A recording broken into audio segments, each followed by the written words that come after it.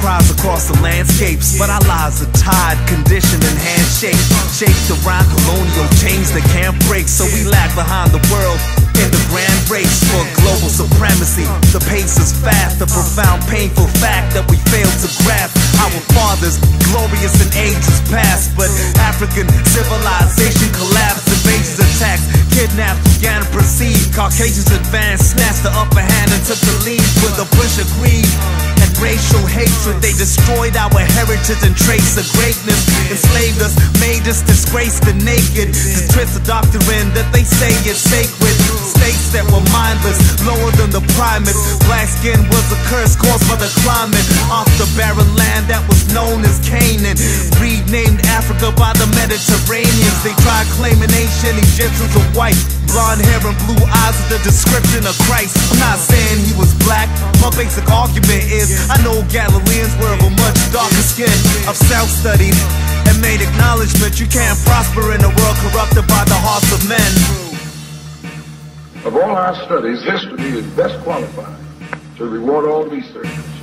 And when you see that you got problems, all you have to do is examine the historic method used all over the world by others who had problems similar to yours.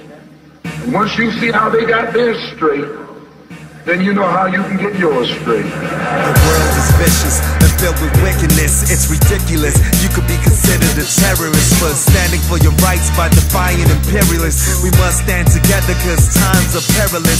Go back to our roots and change how we think.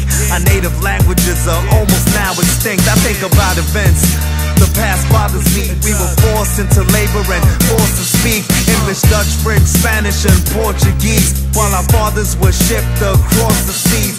Such inhumanity that's hard to believe. It's a horrible epic how the remarkable efforts of blacks vanish from all historical records. But I'm here to inform you like an oracle's message of a prosperous future that's in prospect. Won't inseminate your mind with useless topics. If I lost it and don't watch what I say, I'll probably end up locked up in Guantanamo Bay.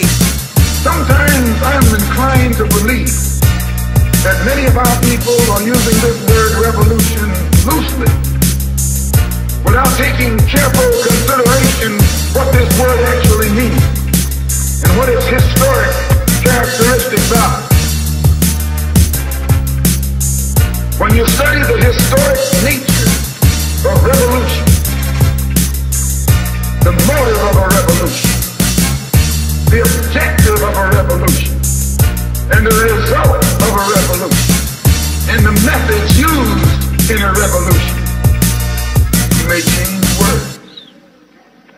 You may devise another program. You may change your goal and you may change your mind.